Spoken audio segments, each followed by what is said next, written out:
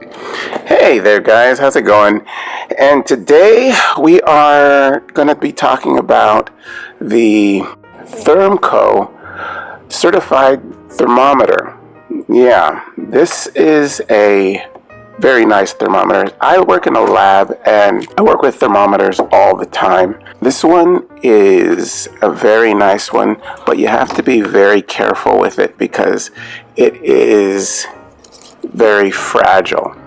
It's made of glass and it comes in this plastic casing here, and which you can remove. First of all, it comes in this bound kind of leather, imitation leather outside covering, which protects it with this nice cushioning inside to protect it also. It's made of glass, and you see you need this to really make sure it doesn't get damaged.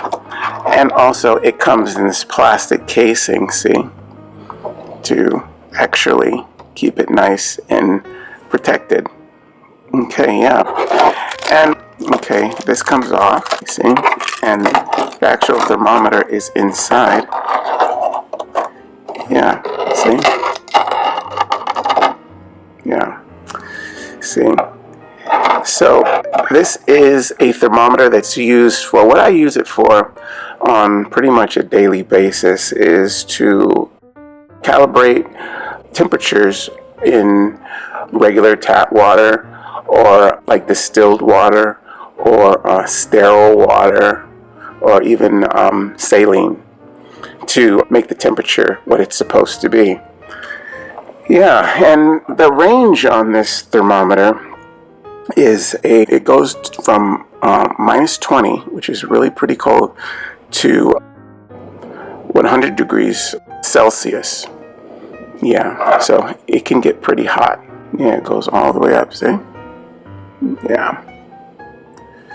So it's a very good thermometer. I've had no problems with it. The only thing is really that it's very fragile, and it's made of glass, like I said, and you really don't want to damage it in any way, because on the inside is kerosene, and if you get kerosene on your skin, it could irritate your skin, and it's also causes it to be hard to breathe. I mean, it's kind of like a gasoline smell, and that's what's on the inside. So you have to be really careful to not get it on your hands, or breathe it if it breaks. So you do your due diligence to not have it damaged in any way or anything. Speaking about this, I really like this particular kind of thermometer because it really does the job really well. A lot of times I will get thermometers that actually have breaks in the center, like you see this red that's going up. Sometimes it will have a break in the middle where it separates or something like that. I hate that. And you try to get the whole thing down so it all comes together, but it is very hard to do that.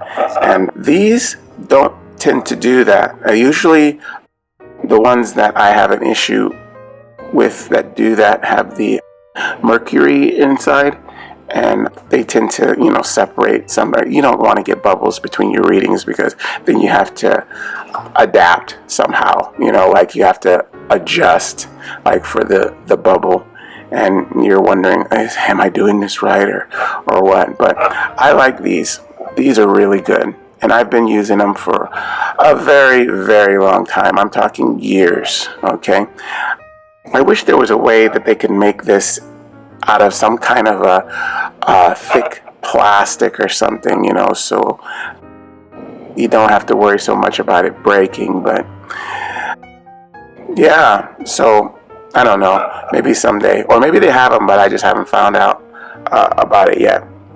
But yeah, I like these a lot, and they have really done me well. There's really no downside other than that they're so fragile. And I know a lot of thermometers are made this way, but that's just how it is. And they're not cheap.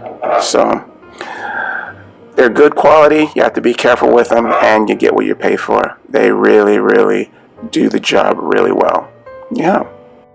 Okay, well, that's the Thermco certified thermometer with a minus 20 and to 100 degree range Celsius. I hope you use this information. Okay, guys, I'll see you next time. All right, bye-bye.